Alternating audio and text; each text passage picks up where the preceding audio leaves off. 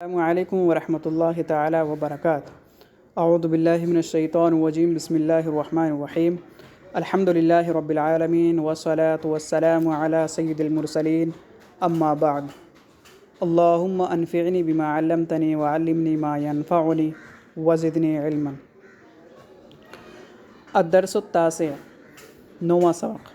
تو معزز طالبات، یہاں پر 9ویں سبق کا آغاز ہو رہا ہے۔ تو 9واں سبق ہے جملہ اسمیہ کے متعلق۔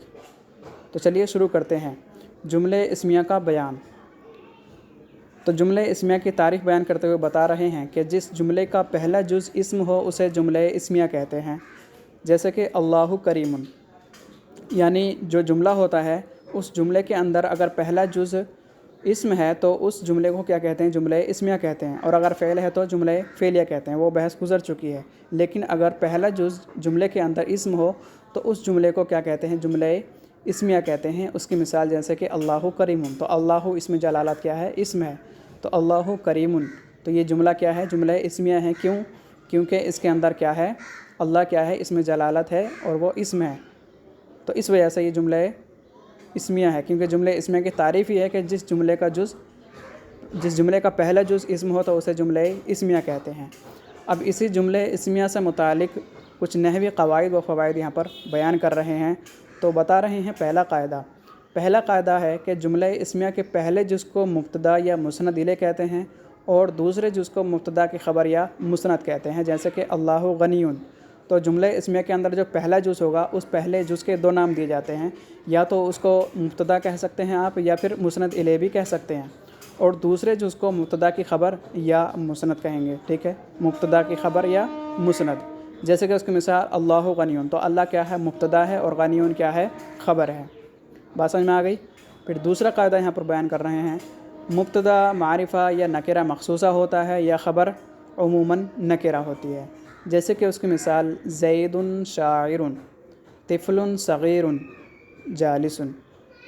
قاعدہ یہ بتا رہے ہیں یہاں پر، مبتدا جو ہوتا ہے، مبتدا وہ معرفہ ہوتا ہے۔ ٹھیک ہے، معرفہ ہوتا ہے یا نکرہ مخصوصہ ہوتا ہے، یعنی نکرہ ہوگا تو کوئی خاص نکرہ ہوگا، یا معرفہ ہوگا۔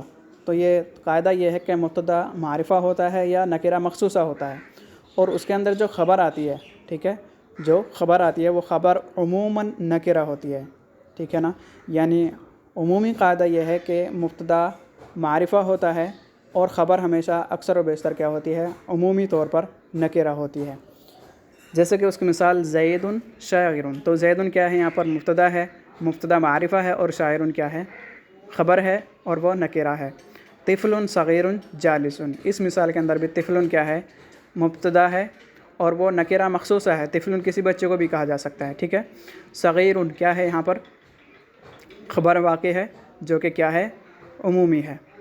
تو دوسرا قاعدہ یہ ہے کہ مبتدا معرفہ نکرہ مخصوصہ ہوتا ہے یا خبر عموماً نکرہ ہوتی ہے، جیسے کہ زید شاعر، یا دوسری مثال طفل صغیر جالس۔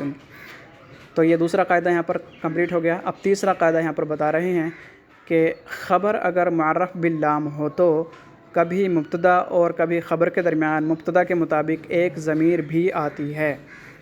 تیسرا قاعدہ یہ بتا رہے ہیں کہ خبر، یعنی خبر جو ہوتی ہے جملے کے اندر، اگر معرف باللام ہو تو، یعنی اس کو الف لام لگا کر معرفہ بنا دیا گیا ہو، تو کبھی مبتدا اور خبر کے درمیان مبتدا کے مطابق ایک ضمیر بھی آتی ہے، یعنی مبتدا کے مطابق ایک ضمیر آئے گی، اور وہ کس کے درمیان میں ہوگی؟ مبتدا اور خبر کے درمیان۔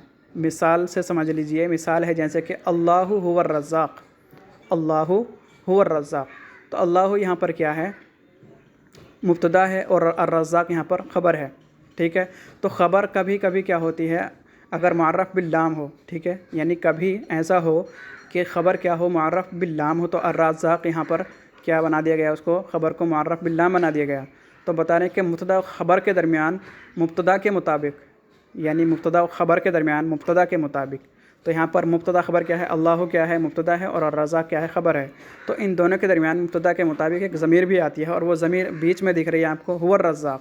ٹھیک ہے، تو یہ مثال سمجھ میں آ گئی ہوگی شاید آپ کو، اللہ هو الرزاق۔ یعنی تیسرا قاعدہ کہ خبر اگر معرف باللام ہو تو کبھی مبتدا اور خبر کے درمیان مبتدا کے مطابق ایک ضمیر بھی آتی ہے، جیسے کہ اس کی مثال اللہ هو الرزاق، تو اللہ یہاں پر مبتدا ہے، الرزاق خبر ہے، خبر معرف باللام ہے، تو اس صورت میں مبتدا خبر کے درمیان ایک ضمیر آئی ہے اور وہ ضمیر مبتدا کے مطابق ہے اور وہ ہے ہوا۔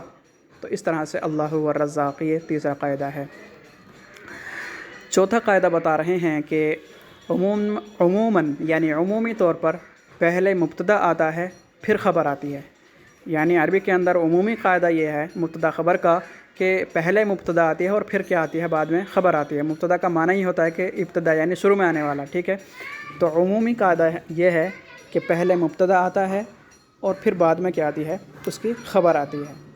جیسے کہ خالد عالم، خالد عالم، تو اس کا الٹا نہیں کہہ سکتے، یہ عمومی قاعدہ نہیں ہے۔ ایسا نہیں کہہ سکتے آپ جیسے کہ عالم خالد، ایسا نہیں کہہ سکتے، بلکہ آپ کو کیا کہنا پڑے گا، خالد عالم، کیونکہ عمومی قاعدہ یہ ہے کہ مبتدا پہلے آتا ہے اور پھر بعد میں کیا آتی ہے، اس کی خبر آتی ہے۔